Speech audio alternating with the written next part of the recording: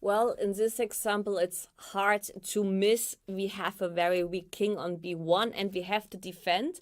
And well, before we take the decision how to defend, it's always good to know basic rules about all these kind of topics like space advantage, the right exchange, or as in this example, defense. Two main points about the defense. The first point is, maybe most of you have heard it before, that a counter-attack is the best defense, so the active defense. If the active defense doesn't work because we don't have checks, captures, or any kind of forced lines, then of course the second hint in order to defend perfectly is very logical. We should exchange the most dangerous attackers. And if you look at this position, of course, the bishop on g7 is a very bad attacker, but it's hard to exchange it because we have opposite colored bishops on the board. So left is obviously queen and rook. And if we are managing to exchange these pieces, then we are quite happy because for sure we will not get mated. Before we get to the right move or the right decision, we will quickly check the game.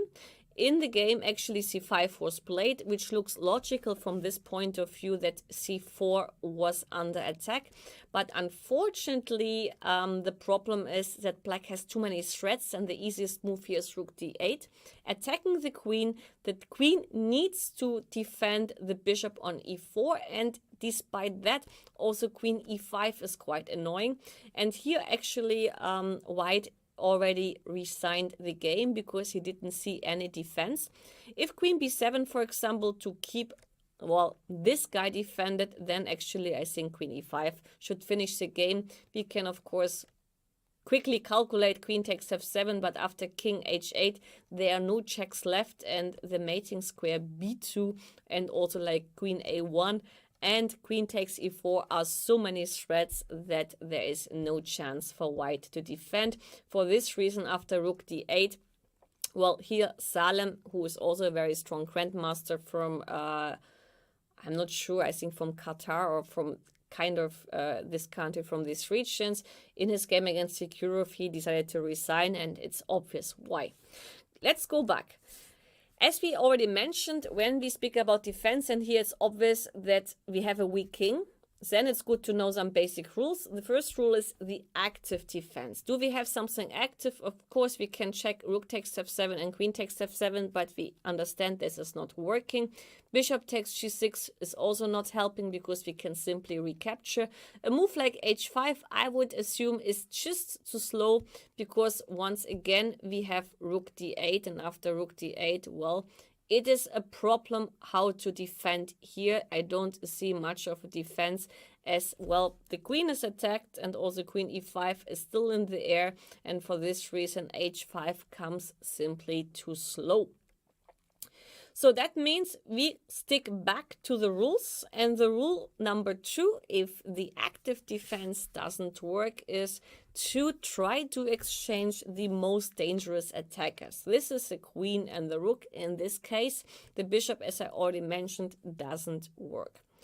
So here, let's see how to exchange these guys. I mean, a move like queen takes b5, unfortunately, would attack the queen, but fails to queen takes e4 check. So this doesn't work. So what we can realize is that actually king, queen, and rook are on the same 8th rank. And this might be helpful because that leads us to a move which is, well, suddenly, I would say, quite obvious. This is the move rook a3, and the very easy threat is to play rook a8, and then of course we would be able to exchange all the defenders and all the attackers, sorry. So let's check the move rook takes c4. That's the most obvious one. Rook d8 actually makes no sense because we can take. Now the queen is pinned, so queen takes e4 doesn't work. He has to take. And after rook a8, we at least remain with one passed pawn. So, I mean, he has to take or protect the queen, but let's say he takes.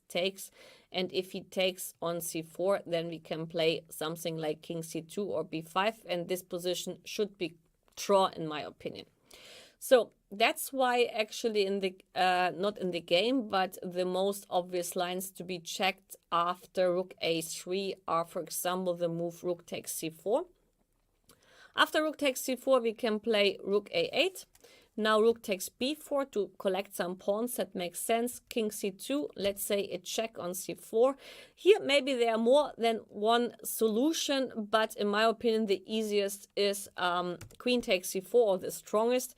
Now he has to take on a8, otherwise the queen on d8 is hanging with a check. And here very important, the decision, so queen takes f7. He has to take and bishop takes a8.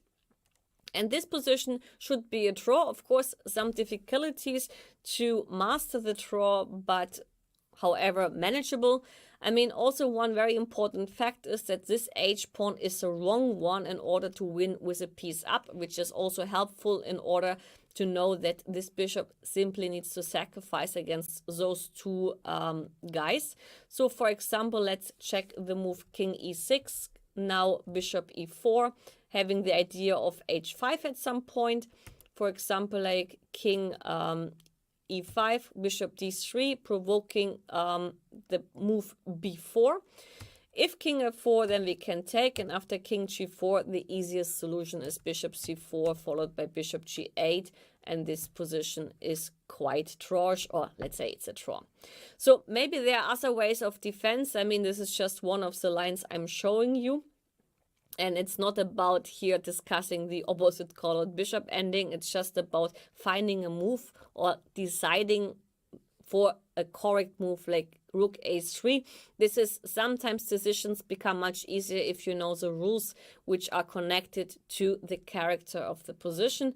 So we discussed rook takes c4. If b takes c4, we also play rook a8, and we get again into a similar ending, which also should be draw. Of course, you have to master some of the principles. Here, very important not to give h4 and g5, because this is too much, but h5 is very strong.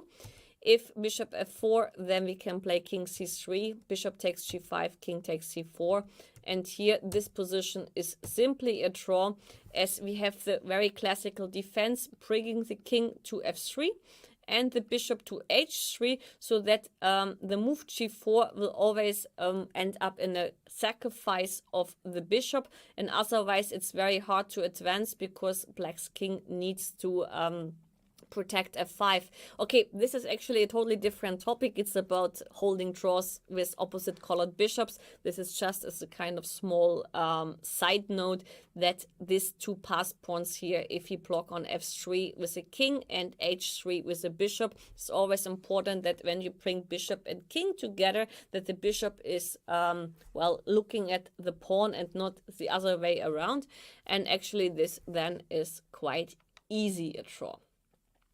Okay, let's go back to rook a3. It was missed in the game. Why it was missed, I cannot really tell. I mean, of course, during the game, nobody tells you now, look, what kind of position you have, what character does the position have, and, well, look for, of course, the active defense or the exchange method here, like exchanging the most aggressive attackers, like the queen and the rook. And if you don't have these rules in your mind, then of course it might be more difficult. Besides, rook a3 is not a very natural move. It doesn't come by intuition. It is a result of rules. So, I mean, whenever you have to decide a certain thing, I always told you, and I think I told you in previous clips already, that if you know the character of the position and the connected rules with that, it is much easier to decide, because you know in what direction it may lead you. Yep, that was it. The next example for sure will be a little bit more complicated, but anyway, quite basic example about the defense and the weak king. And now you know, at least now, maybe you already knew that, well, apart from the active defense, exchanging the worst attackers might really help.